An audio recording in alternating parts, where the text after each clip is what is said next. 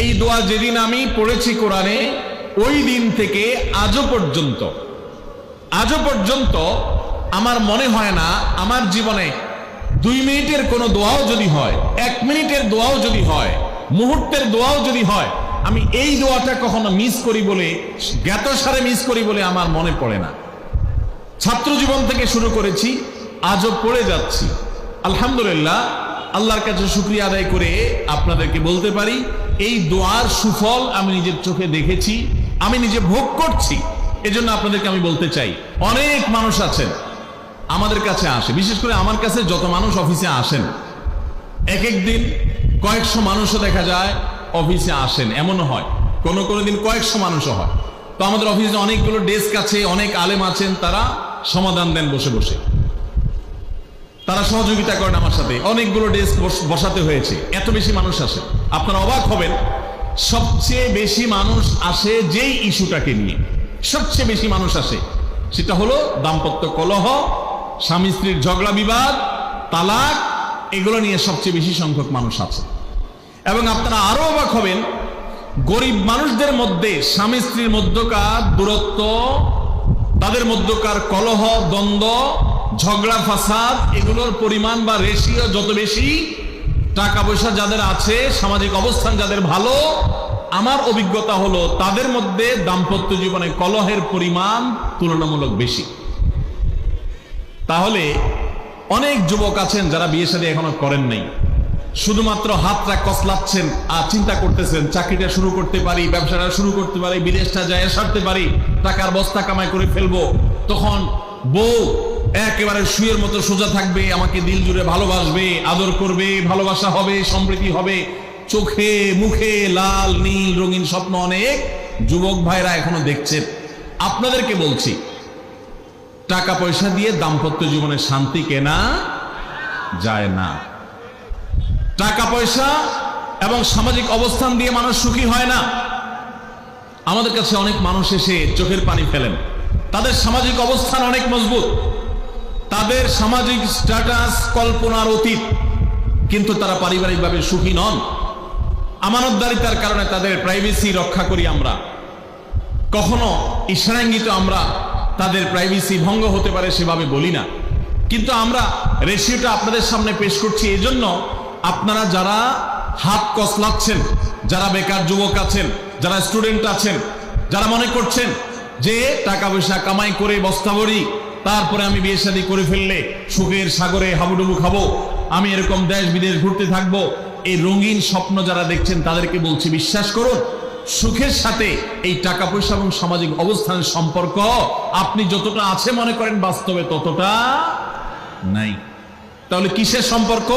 আসুন আমরা সেই জায়গায় চলে যাই। পুরুষ এবং নারী উভয়ের জন্য সর্বপ্রথম এবং প্রধান করণীয় হলো আল্লাহ তাআলার কাছে অনেক আগে থেকে দোয়া করতে থাকা, দরখাস্ত সাবমিট করা যে আল্লাহ, আমার পরিবার, আমার স্ত্রী, আমার অনাগত সন্তান সন্ততি যারা আসবে আমার বংশে, আমার ঘরে, আমার সংসারে, আমার পরিবারে, আল্লাহ আপনি তাদেরকে নেককার, তাদেরকে মুত্তাকিদের ইমাম এবং তাদেরকে এমন মানুষ বানিয়ে দেন যেন তারা চক্ষু শীতলকারী হয়। আপনাদেরকে একটা দোয়া শিখাতে চাই, অনেকে হয়তো জানেন, সূরা ফুরকানের ৭৪ নম্বর আয়াত। সূরার নাম কি বলেছি? ফুরকান। আয়াত নম্বর কত বলেছি? ৭৪। আমার বুঝজ্ঞান হইছে থেকে নিয়ে ছাত্র জীবনে যখন আমি অনেক ছোট ছিলাম, এই দোয়া যেদিন আমি পড়েছি কোরআনে, ওই দিন থেকে আজও পর্যন্ত আমার মনে হয় না আমার জীবনে 2 মিনিটের কোনো দোয়াও যদি হয়, 1 মিনিটের দোয়াও যদি হয়, মুহূর্তের দোয়াও যদি হয়, আমি এই দোয়াটা কখনো মিস করি বলে, জ্ঞাতসারে মিস করি বলে আমার মনে পড়ে না। ছাত্র জীবন থেকে শুরু করেছি, আজও পড়ে যাচ্ছি।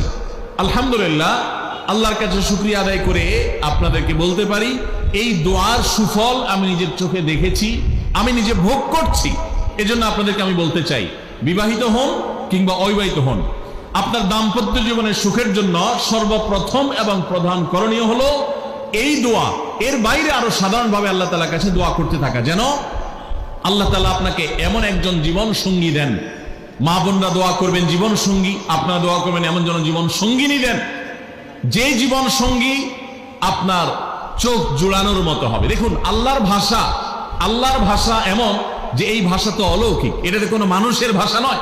দোয়ার ভাষ্য লক্ষ্য করেন, আল্লাহ শিক্ষা দিচ্ছেন আমাদেরকে, রব্বানা হাবলানা মিন আজওয়াজিনা ওয়া যুররিয়াতিনা কুররাতা আয়ুন, হে আমাদের রব, আমরা আপনার কাছে এমন স্ত্রী চাই, এমন সন্তান চাই, এমন পরিবার চাই, যেই পরিবারের সদস্য আমার স্ত্রী, আমার সন্তানরা আমার নয়ন জুড়াবে, আমার চোখ জুড়াবে, এরকম মানুষ চাই।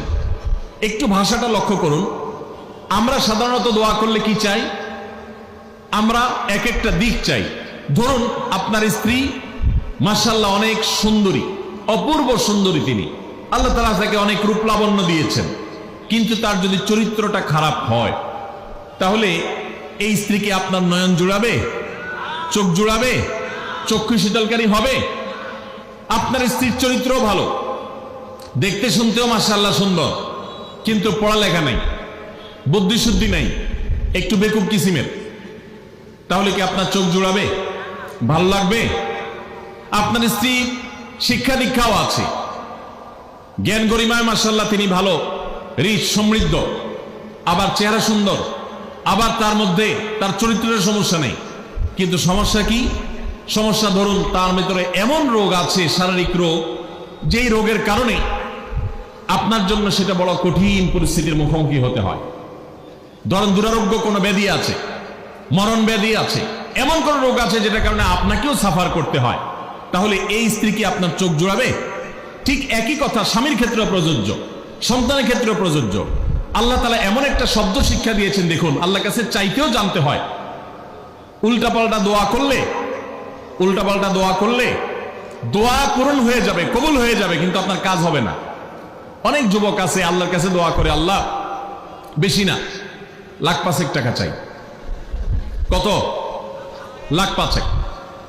অনেক যুবক লিখে দেয় আমাদেরকে, হুজুর দোয়া করবেন বেশি না, আমি আল্লাহর কাছে লাখ পাঁচেক টাকা চাই। আল্লাহরে টার্গেট দিয়ে দিছে, কত লাগবে? 5 লাখ। কেন? একটা বাইক কিনবে। যুবক মানুষ রাস্তাঘাটে বাইক ছাড়া চললে ভালো লাগে না, আর একটা ভালো সেট কিনবে, না হলে ফেসবুক স্ট্যাটাস ভালো করে দেওয়া যায় না, ছবি তুলে দেওয়া যায় না। সাইফুল্লাহ ভাই ছবি তুলে দিতে বলছেন না, মাহফিলের ছবি তোলা যায় না। আর কিছু টাকা দিয়ে ছোটখাটো একটা দোকান কিছু একটা করবে, বিয়ে শাদীর ব্যবস্থা করবে, বাস, বেশি কিছু চাই না। তো আল্লাহ তাআলা 5 লাখ টাকা ধরেন আপনাকে দিয়ে দিল, সাথে একটা রোগও দিয়ে দিল, ওই রোগে খরচ হবে 6 লাখ। তাহলে আপনার এই 5 লাখের কোনো মানে আছে? আপনারা একটা প্রসিদ্ধ ঘটনা অনেকেই শুনেছেন, একটা চুটকি, যে এক যুবক দোয়া করছে, আল্লাহ তোমার কাছে আমি এমন একটা লাইফ চাই, বিশেষ করে বেকার যুবকরা এগুলো বেশি দোয়া করে, আল্লাহ তোমার কাছে এমন একটা লাইফ চাই, বেশি কিছু না, যে লাইফে 2 হাত ভর্তি টাকা থাকবে আর আশপাশে শুধু নারী আর নারী থাকবে, এরকম একটা লাইফ চাই। তো আল্লাহ তাআলা তার দোয়া কবুল করে ফেলছে। দোয়া কি করছেন? কবুল করে ফেলছেন। দোয়া কবুল করছেন কিভাবে? দোয়া কবুল করে তাকে আল্লাহ তাআলা এমন একটা বাসের কন্ট্রাক্টর বানিয়ে নিছেন, যে বাসটা হলো মহিলা বাস, চারপাশে শুধু নারী আর নারী, সব মানুষের, আর হাত ভর্তি টাকা আর টাকা সব বাস মালিকের। দোয়া কিন্তু কবুল হয়ে গেছে। তো আল্লাহ তাআলার কাছে উল্টাপাল্টা দোয়া করলে কি হয় দেখছেন? দেখুন দাম্পত্য জীবনে সুখের জন্য দোয়া কিভাবে করতে হবে আল্লাহ শিখিয়ে দিয়েছেন।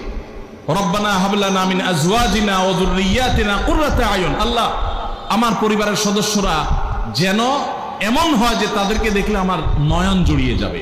অর্থাৎ নয়ন জোড়াতে হলে সব দিক থেকে পারফেক্ট হতে হবে, সব দিক থেকে ভালো হতে হবে, তখনই তো দিল জুড়াবে।